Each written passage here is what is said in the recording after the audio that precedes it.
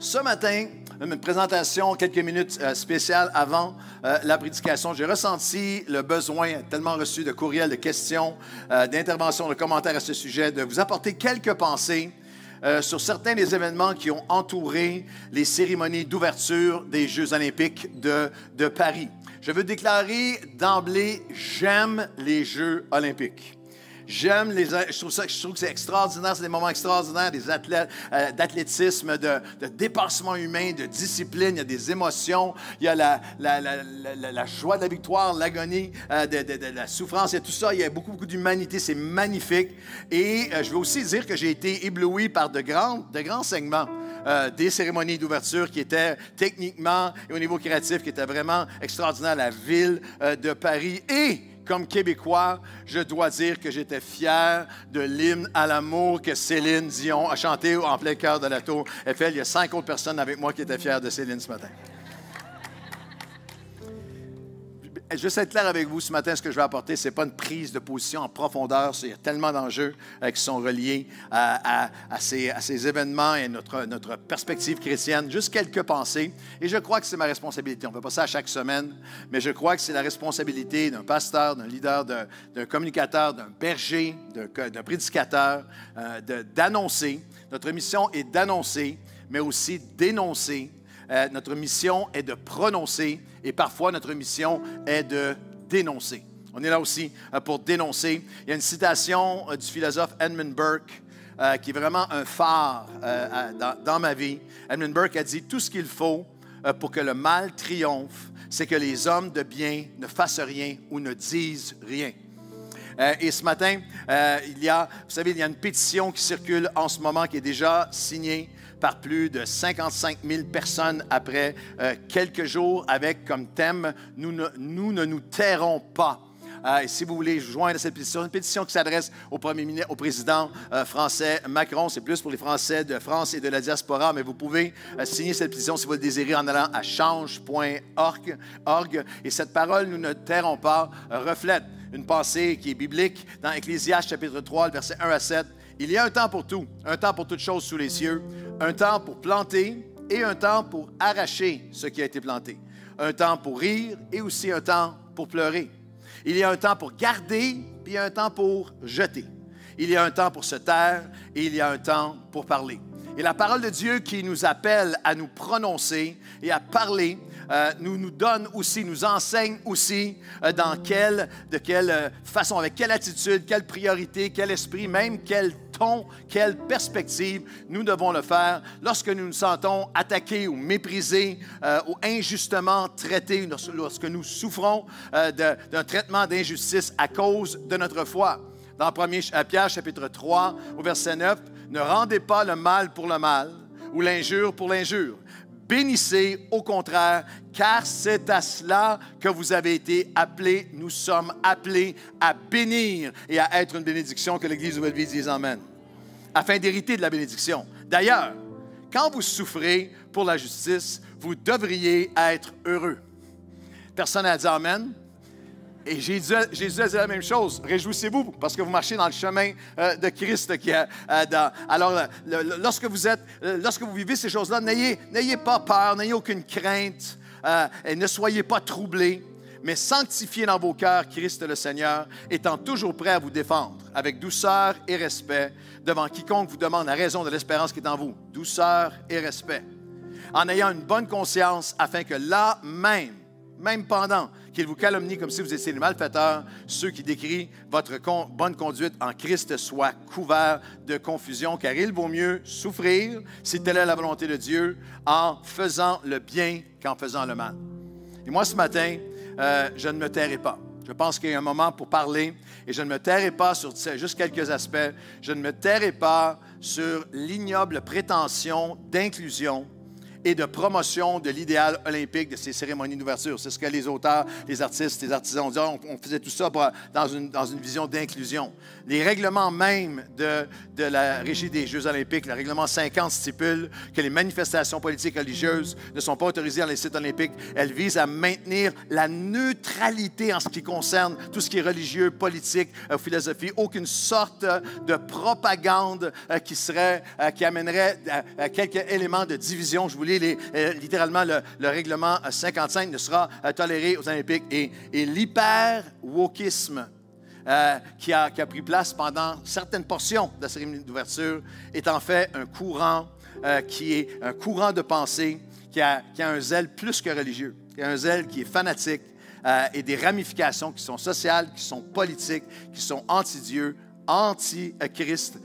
Et je ne me tairai pas sur l'intolérance, l'incitation et même une espèce d'impunité. L'impunité à mépriser les droits et libertés religieuses de centaines de millions de chrétiens à travers le monde, à travers certains des portraits de ces cérémonies. Le tableau qui moquait et méprisait une représentation du Seigneur et du repas du Seigneur, la table, un des moments les plus sacrés pour les chrétiens à travers l'histoire et à travers le monde, où Jésus annonce sa mort, sa résurrection, la communion qui est au centre de notre foi, qui a été présentée avec des drag queens et autres représentations qui étaient hyper sexuées, défiantes, a été reçue comme une blessure profonde par plus de 2 milliards de chrétiens qu'il y a sur la planète. La scène entière était une réplique exacte de la fresque de Da Vinci, avec même le positionnement, le nombre de personnes, le positionnement, les gestes, les angles autour de la table. Et plusieurs des acteurs, dont la femme qui était l'acteur principal au centre de cette représentation, plusieurs des acteurs ont même posté le même jour, puis ça a été délité par la suite, toutes sortes de phrases comme celle-ci: « Oh yeah, voici maintenant le Nouveau Testament que nous allons donner à ce monde. » Les concepteurs ont présenté une défense qui est devenue un débat prétendant plutôt imposer une fête qui était inspirée de la mythologie païenne célébrant le sexe, la débauche, l'enivrement, l'extase orgiaque. J'aimerais dire ceci, c'était 100% inapproprié, c'était 100% de la propagation, c'était 100% une blessure et une offense aux centaines de millions de croyants à travers le monde. Je ne me tairai pas sur l'inégalité et l'injustice de certaines portions de ces cérémonies d'ouverture à l'égard de la foi chrétienne. Les organisateurs n'auraient jamais osé faire la même chose avec les autres grands courants religieux de notre monde, les grands courants religieux mondiaux. Mais c'est une attaque et une moquerie frontale et continuelle contre la foi chrétienne et ses textes sacrés. Une autre religion je ne nommerai aucune, mais une autre religion aurait été la cible de cette façon. On aurait vu une montée, une tornade de violence, mais on a abusé et on abuse toujours du vivre ensemble, de la poursuite de paix et de la non-violence des chrétiens. Je ne me tairai pas sur l'insulte à notre intelligence dans la prétention qu'il n'y avait pas une intentionnalité d'instrumentaliser ce moment devant le monde entier, ces cérémonies, pour initier, influencer et intégrer des masses à une certaine idéologie. Il y a un agenda systématique de déconstruction, d'abaissement des valeurs qui sont des fondements de nos civilisations modernes, des droits de l'homme historiquement et jusqu'à aujourd'hui. C'est un cercle vicieux de dénigrement qui devient une désensibilisation et qui a conduit et qui va toujours conduire à une déchéance, une décadence morale, éthique, une décadence qui est au niveau de la famille et même sociétaire. Et plus Québec, pendant une seconde pour le Québec et le Canada, je ne me tairai pas et je m'indigne contre l'incapacité volontaire de certains médias québécois et canadiens à informer avec impartialité. Les médias québécois en général ignorent tout ce qui prend en place, toute la réalité qui prend en place du monde évangélique ou du monde chrétien évangélique. Et leur insistance lors de ces événements à ignorer systématiquement des événements pourtant traités abondamment par des médias crédibles dans le monde entier. Les médias du monde entier parlent depuis 9 jours et les médias québécois sont silencieux sur cette controverse ou la mentionnent avec dérision et mépris, ridiculisant et marginalisant ceux qui expriment des préoccupations comme s'ils étaient quelques fanatiques religieux. Je veux que vous réalisiez que c'est un aspect fascinant. Il n'y a pas seulement des chrétiens qui dénoncent, mais des centaines et centaines d'organismes experts du monde médical, du monde de l'éducation, des services sociaux, psychologues, pédopsychologues, qui ne sont pas reliés même à la religion ou à la foi chrétienne. Juste vous lire un texte, ça prend 3 minutes et demie, je l'ai timé. Ça prend 3 minutes et demie, mais une thérapeute et aussi une conférencière et une avocate a écrit cette perspective que j'ai trouvée extrêmement intéressante. Elle dit en tant que thérapeute, conférencière, ancienne avocate, donc foncièrement attachée au respect des droits avec cette cause particulière des droits de la femme, des droits des enfants, de l'égalité femmes-hommes qui me tient tout particulièrement à cœur. C'est donc à partir de ce positionnement-là que je fais, elle a fait un podcast qui a été vu par des dizaines, centaines de milliers, que je partage mon avis, mon plus profond malaise et désaccord. J'aurais pu prendre le positionnement de la spectatrice qui a été éblouie par le show, parce que oui, franchement, c'était du haut vol, autant d'un point de vue des performances techniques qu'artistiques. Mais cette même spectatrice qui, oui, a été éblouie par le show, a en même temps cette impression un peu amère qu'on faisait exploser tous les messages de prévention, tout ce travail d'éducation sexuelle que nous évertuons à faire au quotidien pour lutter contre les violences sexuelles. Cette femme passait sa vie à aider des femmes qui ont été victimes de violences sexuelles et à enseigner à ce sujet. Alors justement, qu'est-ce qui m'a posé problème dans cette cérémonie d'ouverture? Il y a trois points que j'aimerais partager. Le premier, celui de la nudité. Le deuxième, celui de l'hypersexualisation. Et le troisième, le climat incestuel. Je dis bien incestuel et non incestueux, et je l'expliquerai par la suite. La nudité d'abord. Bien un peu tout au long, c'est vrai qu'on a eu des tenues qui étaient très dénudées. Et puis, je dirais que l'apothéose, c'était cette fameuse scène où Philippe Catherine qui était quasi nu, avec cette chanson très explicite, nue. Alors, vous me direz, c'est artistique, il n'y a pas mort d'homme. Mais c'est loin d'être trivial, parce que cette scène vient directement contredire un message de prévention qui est essentiel dans la lutte contre les violences sexuelles. C'est ce fameux principe de « mon corps m'appartient ». Et corollaire à ce principe, si mon corps m'appartient, c'est que le corps de l'autre lui appartient également. C'est important de préciser que c'est un principe qui s'applique autant au toucher qu'à la vue.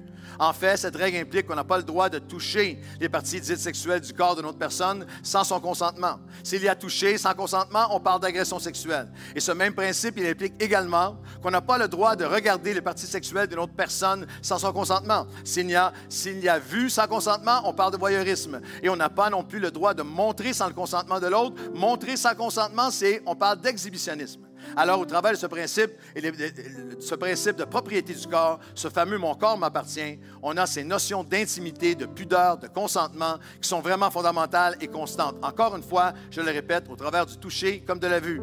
Et c'est justement sur ce principe de respect du consentement visuel que la cérémonie a vraiment posé problème. En gros, on ne peut pas donner à montrer une partie sexuelle à quelqu'un qui ne veut pas la voir. Cela implique que ma liberté de me montrer s'arrête là où commence la liberté de l'autre. Quand je vais à une cérémonie d'ouverture des Jeux olympiques, ou alors si je la visionne à la télé, eh bien, je peux légitimement m'attendre à ne pas me voir imposer une scène de nu jumelée à des enfants et encore moins y exposer mes enfants. Donc, c'est le premier point problématique, cette nudité qui a été imposée au regard et que ceux qui sont d'accord disent oui ce matin.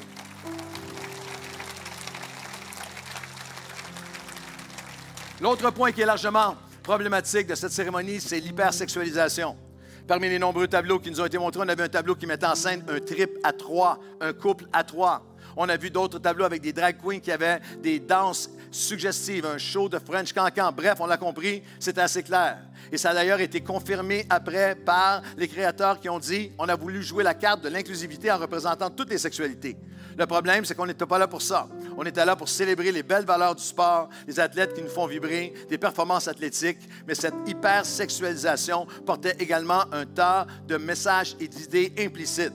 qui sont tendancieux parce que ça peut venir alimenter même une culture du viol. Je pense notamment à des scènes qui étaient beaucoup dans l'objectivation des corps, en particulier du corps féminin, qu'on a vu un peu tout au long de la soirée. Il y avait également cette fameuse scène où on voit deux hommes, une femme qui montent les escaliers pour arriver dans une chambre, où ils ferment la porte, et puis on comprend très bien ce qui va se passer par la suite. Eh bien là, on nous renvoie un peu le fantasme des relations sexuelles à trois. Imaginez ce que cette scène-là peut renvoyer comme message à une jeunesse qui est imprégnée par la culture du porno, façonnée par la culture du viol. Moi, je crains bien que cette scène ait plus activé l'imaginaire du viol collectif que les principes d'égalité olympique. Et enfin, le dernier point que je veux dénoncer, c'est le climat incestuel, dit-elle. Attention, comprenez-moi bien. Je ne suis pas en train de dire qu'on a vu un inceste commis en direct, live, un vendredi dernier, pas du tout. Le climat incestuel, ce n'est pas l'acte incestueux. Alors, c'est quoi? Dans une famille, le climat incestuel, ça va être une ambiance, dans un foyer, un climat familial où il n'y a pas de limite, où il n'y a pas de frontière contre l'intimité des parents et des enfants. Le climat incestuel, ça va être le terreau qui va être propice au passage à l'acte incestueux. L'image qu'on pourrait donner, c'est la porte qui est entrouverte vers l'inceste. Je vous parlais du climat incestuel au sein d'une famille. À l'échelle d'une société, il existe un climat incestuel lorsqu'on a la même confusion entre l'espace adulte et l'espace enfant. Bien là, pour moi, cette confusion était largement présente au cours de la cérémonie d'ouverture et c'est ce que je dénonce. On a mêlé la nudité, la sexualité et l'enfance. Nudité, Philippe Catherine presque nue sur une fameuse scène d'Échappée belle dans Paris où on a d'abord deux femmes nues sur un toit de Paris. Sexualité, et je l'ai dit et redit, on a eu un trip à trois. On a des drag queens et des danses lascives, un show de cancan. On a aussi un tableau avec un orgasme de couple qui s'ébroue sous la douche. Et tout ça, eh bien, c'était diffusé un vendredi à heure de grande écoute en présence de millions d'enfants à travers le monde. Tout ça pour vous dire que pour moi, cette cérémonie d'ouverture des Jeux olympiques, je l'ai vécue comme une grande claque. Pour moi, c'est tous nos messages de prévention et d'éducation sexuelle qui sont partis en fumée en l'espace d'une soirée. Mes amis, ce matin, c'est un signe des temps et d'un agenda global lorsque, pour ouvrir des Olympiques, vous avez un homme adulte qui est nu, des scènes de nudité avec des enfants qui sont là, les côtoyant en même temps qu'on nous lance au visage une scène sacrée comme le repas, le dernier repas du Seigneur d'une façon tordue. Alors ce matin, j'aimerais déclarer une dernière chose sur laquelle je ne me tairai pas. C'est que je ne me tairai pas sur l'impératif divin que nous avons ensemble d'être l'incarnation illimitée de l'invitation de Jésus envers les multitudes. Ce monde a besoin de Jésus. Ce monde a besoin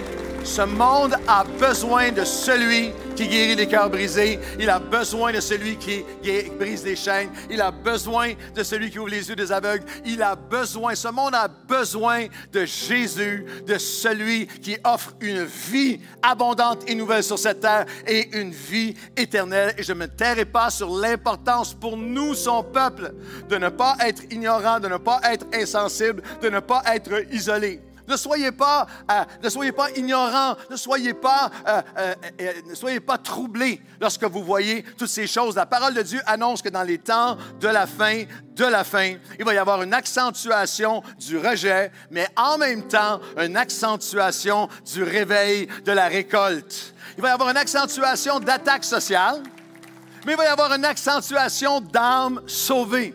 Une accentuation simultanée d'un certain mépris, mais un mouvement du Saint-Esprit va avoir une accentuation des ténèbres, mais je vous le prophétise, une accentuation de témoignages de vie transformés à travers le monde. Rien de tout ça ne va arrêter le royaume de Dieu d'avancer.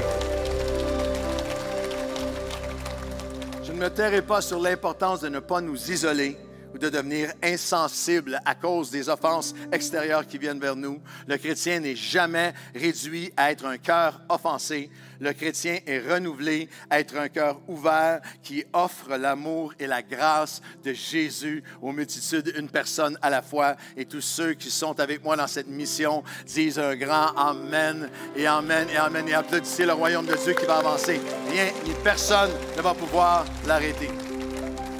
J'aimerais qu'on puisse prier ensemble. Est-ce qu'on peut se lever ensemble et prier? Et toi aussi en ligne, joins-toi à moi en prière. Ce matin, Seigneur, nous levons nos cœurs, nous voix vers toi, non seulement ici, à Longueuil, à Nouvelle-Vie, au Québec, au Canada, mais unis de cœur avec des chrétiens, avec des croyants partout à travers la francophonie. Et nous levons nos voix vers toi et nous prions pour la justice dans nos nations. Nous prions, Seigneur Dieu, que tu nous donnes la sagesse de parler avec douceur et respect, mais de parler avec vérité et courage. Et Seigneur, donne-nous la grâce et la sagesse de ne pas nous recroqueviller sur nous-mêmes, de ne pas être apeurés, de ne pas être intimidés, mais de ne pas non plus faire de ces combats notre combat. Notre combat est contre les ténèbres. Notre combat est contre l'ennemi et nous allons proclamer ton nom, le nom de Jésus, jusqu'à ton retour. Et nous déclarons ce que tu as annoncé qui prend déjà place. Nous allons vivre et servir dans le plus grand réveil de l'histoire de l'humanité. Et des multitudes vont venir à toi jusqu'à ton retour. Tu vas bâtir ton Église et les portes du séjour des morts ne pourront pas l'arrêter. Dans le nom de Jésus. Et tout le monde dit Amen et Amen et Amen.